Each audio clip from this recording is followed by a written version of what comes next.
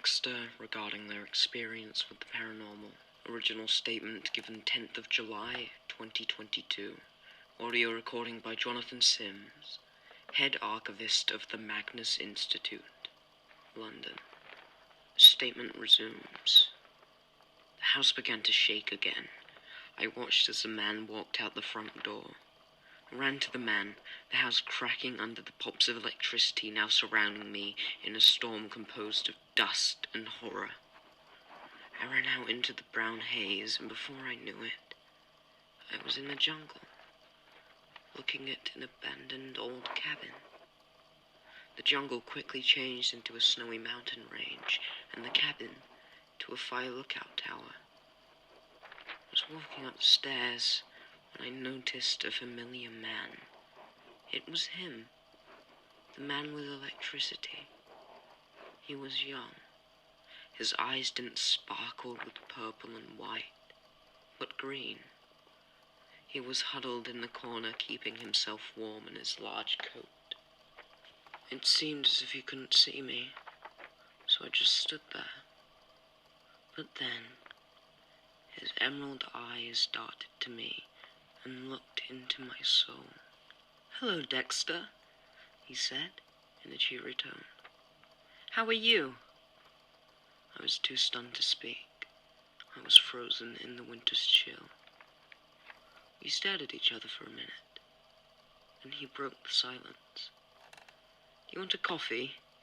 he said, leaning in close. "I made it just how you like it." I hesitantly grabbed the mug. "What's wrong with you, Dexter? Lighten up." I took a sip from my mug, looking into the eyes of the man comforting me. The same man that once tormented me. I smiled, because for that brief second, everything felt right.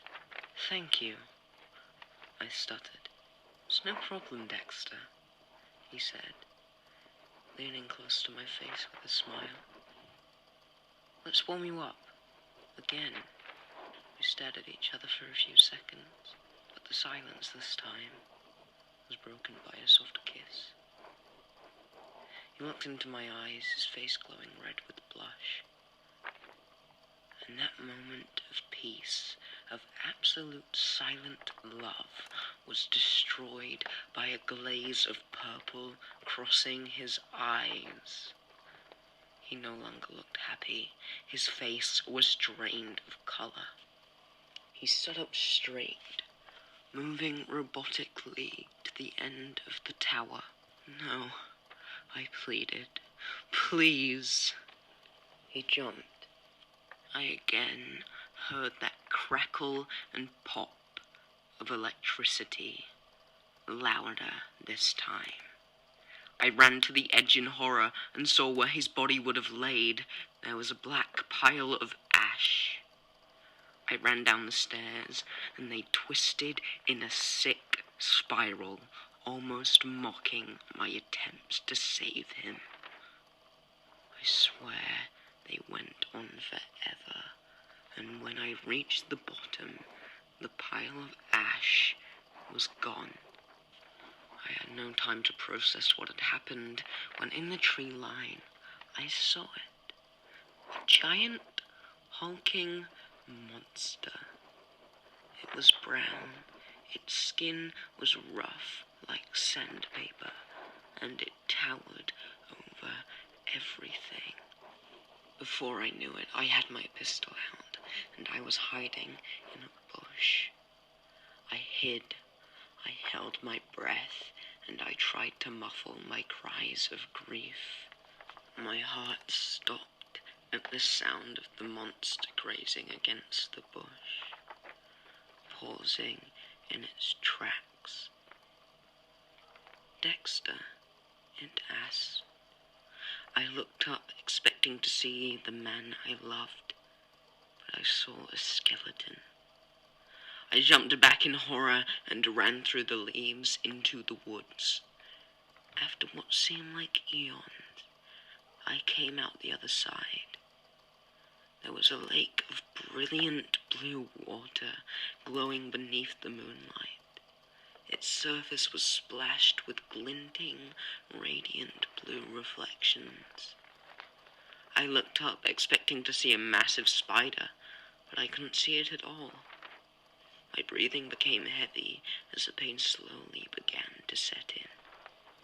I ran to the edge of the lake and fell backwards into it, screaming out my final words.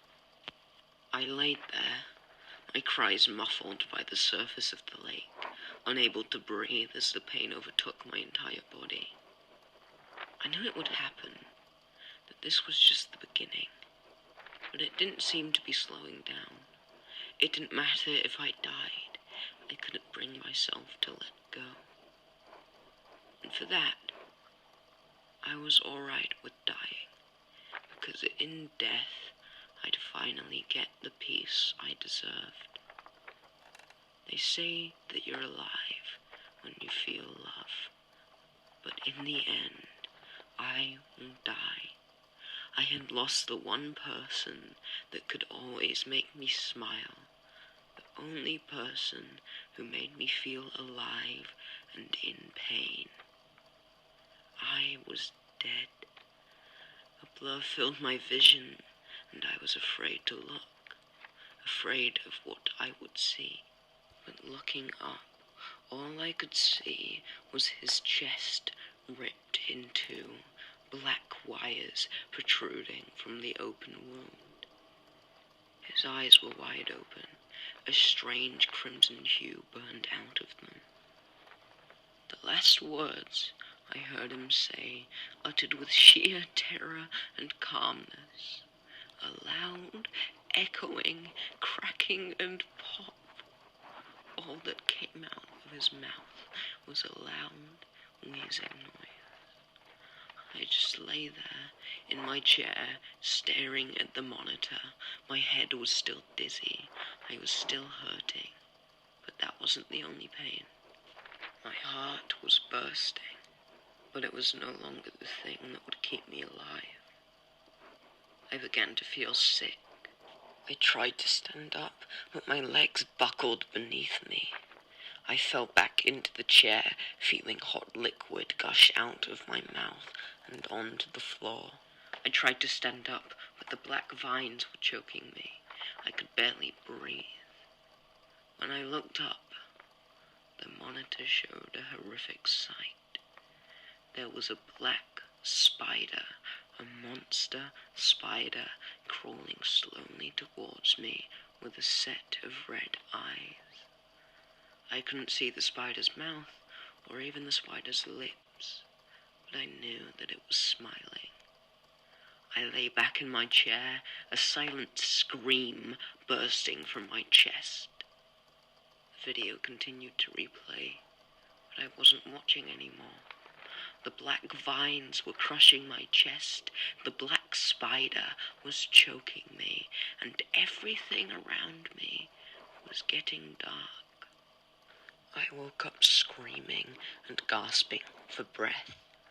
I didn't know where I was, but I didn't care. The pain had begun to ease up. My heart was still failing, but I knew it would be all right. The hallucinations had just begun to kill me. It was another vivid, horrifying dream. This time, I was stood in front of an empty stage, a large circle of wooden boards. I was running my hands over the wooden boards, searching for something. I wasn't sure what it was. My eyes flickered to the corner in which a body sat in a white sheet. I saw the eyes slowly close, and then the body began to fill with black fluids. I tried to fight it.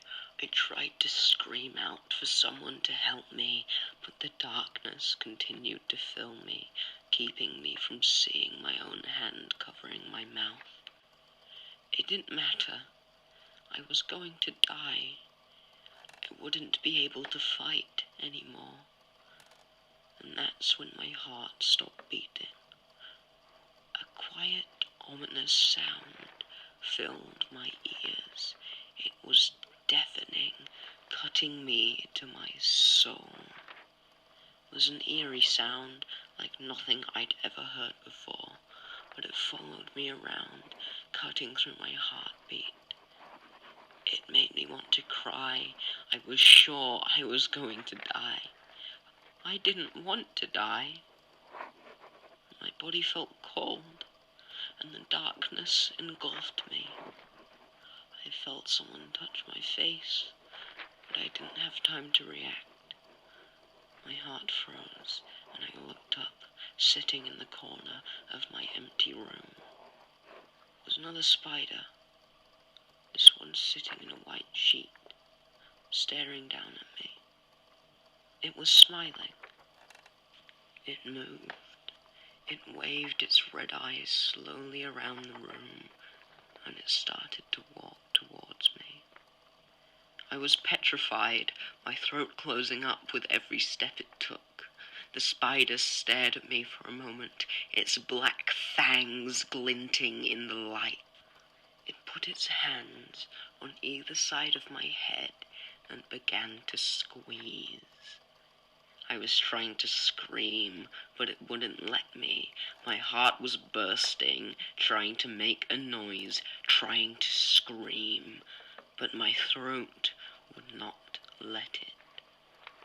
When the spider was close to me, I screamed again, my lungs bursting, the sound echoing through my small room. I didn't have enough breath. My heart was already dead. My chest ached, and so did my lungs. My heart had stopped, and I couldn't breathe. A bright red stream was flowing out of my mouth. It was flowing down my throat and spraying onto the floor in front of me. It flowed through my mouth. I could barely see it, but I could see it was red and spilling. It was the last thing I saw before I was dead. It was the end of my nightmare, and the beginning of a new one. I was alive. It didn't matter how I felt inside. The strangest feeling was sinking into my heart, taking away all the pain. I was finally alive. I couldn't feel anything, but I could finally see. I tried to scream again, but I couldn't. I was laying in bed. I was covered in blankets, and I was staring at the ceiling. My heart felt warm. I was alive. I could finally see the bright blue sky outside my window. I could hear the birds chirping, and they weren't mocking me anymore. They were singing. I was alive, and I was happy. My heart was beating, and I was happy. I love you. You are my one true love, I whispered. I looked over and saw him, eyes glowing purple and green. I couldn't believe it was him laying next to me. It was my last hallucination and my first true dream. He told me I was the most handsome person he'd ever seen. He gave me a light kiss on my forehead and smiled. It's going to be okay, my love, he said, disappearing into ash. I began to cry. He was falling apart in my hands.